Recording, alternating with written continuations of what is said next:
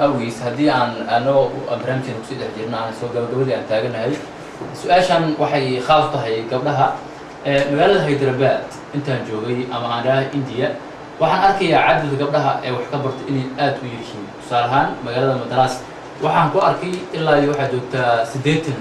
إلا يو سجاش عندي كرا قبلها أنا وحي ليه إلا شن قبلت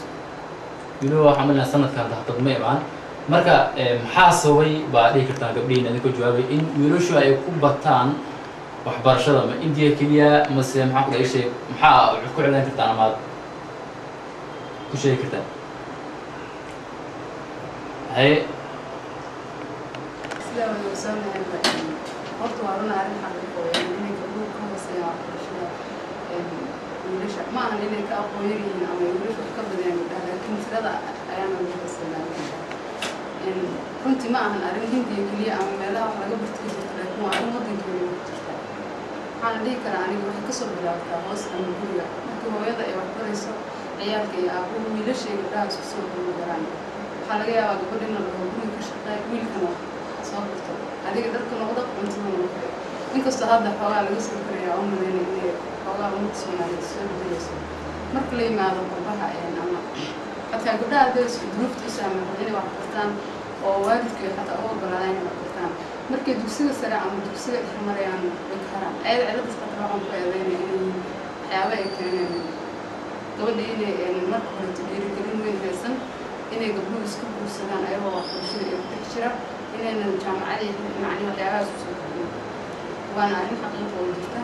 India markaan usoo laabto ama Hyderabad ka wadno قارون أرنج استوى يعني هو قاص يعني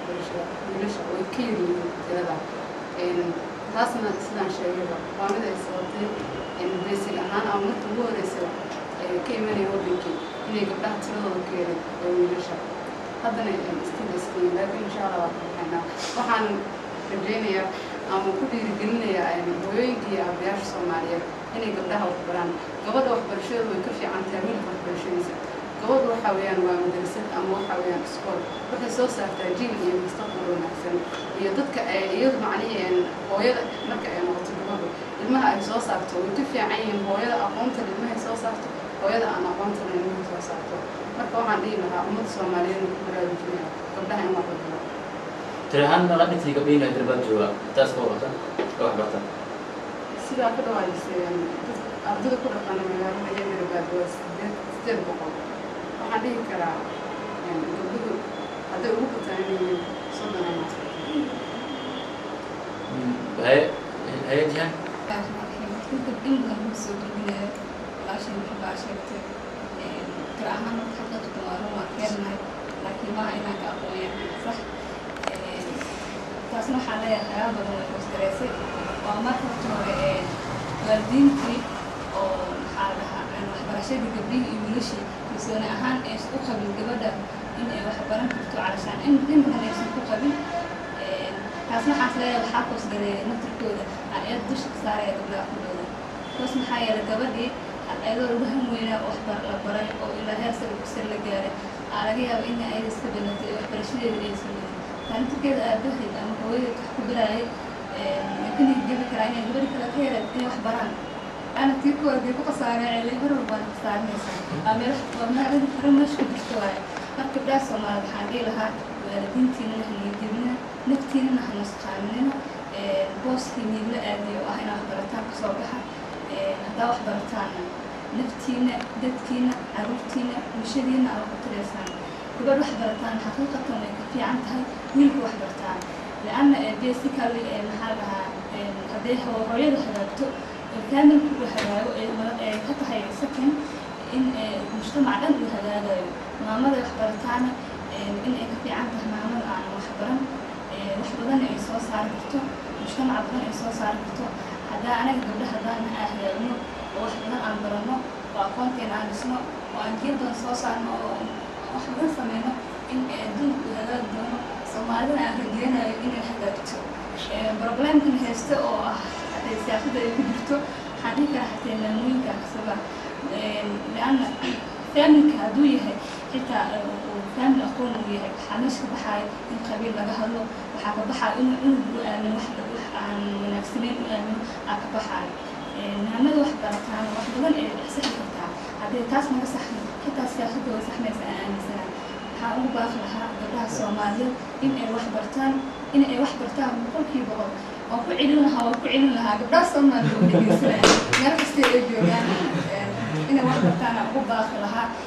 أنت كستوى الحمد لله أتجينا إن أصير هراء عندنا سنة كده من يقول وفهم كرو جبنا إن وإحنا برانكرتو هذا أسوي استجابنا حتى كلاس في حركة سام مثلا جبنا أسوي استوى إن واحد برانكرتو أسوي استوى وليش كلاس كأربعة يكون من سنة وقتها because إن وقتها إن تريدو يريهين وقتها وحياة بدنا ضمير أكليو waxay dareemaysaa in marka booska ay dhashay ay kasoo baxdatay in ugu talagash in wax barato waxaan rajeynaa in kan inay ku daydaan oo gabdho Soomaaliyeed ay sidaas oo kale u fikiraan xaflad gudbin doonto aayaha Soomaaliyeed waxaan u baaqi lahaa oo halkii soo gudbinay aan jeclahay inaan ku baraarujiyo warayna xabarato axmed ka soo saaraysaa salaam calaykum أنا وجبت ودي برامج وسمنا أرضنا إن عاو ماشي اسمه تميت أما ضد كغير قادنيسا dad badan oo Soomaaliya ayaa daawanaya oo qaarkood ay rabaan in India wax barasho u soo aadaan ama ay jecel yihiin inay wadamo kale u aadaan idinkoo aad u tilaabtooyinka ka jira India ama ardada qabsada marka ana jaanis siinaya ardadan geeska ay xogaa aamusnay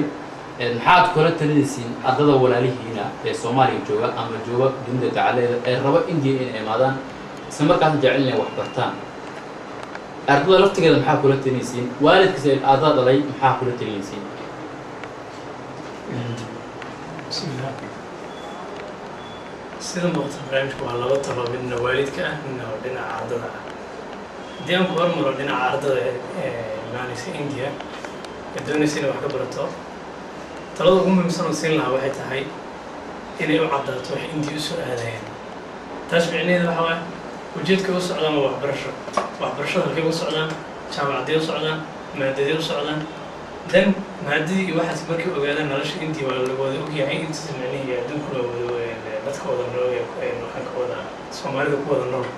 way iska warhayaan nolosha iyo qiimaha sida loo leeyahay laakiin mid muhiimka waxay tahay in ardayga marka hore asagoo akhbaaraadkiisa si ka baxan u yimaado waalidkiisa soo dhaadhiciyay inta ku filan maadada u socdo qarashkeeda inta ay tahay si hadda markuu yimaado soo dhicin intii markuu yimaado soo dhicin kala hadal iyo waxyaabo kale oo keeni kara in xoogaa dhinaca waxbarashada ka siisay waalidku waxaan dhihi lahaa hal tan ugu muhiimsan oo ah runtii inta badan waxaan malaysaa dhalinyarada India imaanaysa inay yihiin dhalinyaro ayaga iswada inkastoo waayahan dambe imaanaya family iyo carruur aad fara badan laakiin ay u badan inta badan rag ayaga iska haynaya dugsiyo soo dhamaystay qaarkood jaamacadii waddanka soo dhamaystay gobollada kala duwan ka soo wada baxay macaahid waddanka soo dhamaystay waalidka marka waxaan kula talin lahaa waxay tahay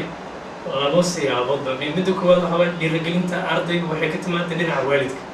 ardaygu si walba u wanaagsan yahay hadduusan helin macnihii gadaalka raxis dhinaca waalidka ah ma soconay gadaalka raxistaas ma aha midda dhaqaalaha oo keliya laakiin midda wacyigelinta ah dhinaca ugu habboon waxbarashada waalidku inuu la raadiyo keligiis oo qofka uusan fasaxin waxa laga yaabaa inuu jaanis badan yahay waxa laga ardayga Soomaaliya jooga inaysan dad badan wax ka aqoonin diin laakiin waalidku dad badan wax ka yaqaan inuu waalidku marka la shaqeeyo ardayga aan ardayga loogu dirin oo keliya isoo dabar waxsooraad iyo macnihii adiga ilaa iyo xad marka midda kale oo kala talina waalidka waxay tahay ardayga markii India la keeno ilaahay had waxa malaysaa waalidiintii ardada ma isku xidhna dhinaca waxbarashada dhinaca waalidnimo iyo ardayga macnihii qarab ahaan waa la iskaga xidhan laakiin dhinaca waxbarasho ahaan ma la iskaga xidhno waalidkii keliya India wuxuu ka fahansan yahay in la aado jaamacad lacagteeda keliya waxaa laga yaabaa in waalidkii ardayga marka ku sii heshiiyo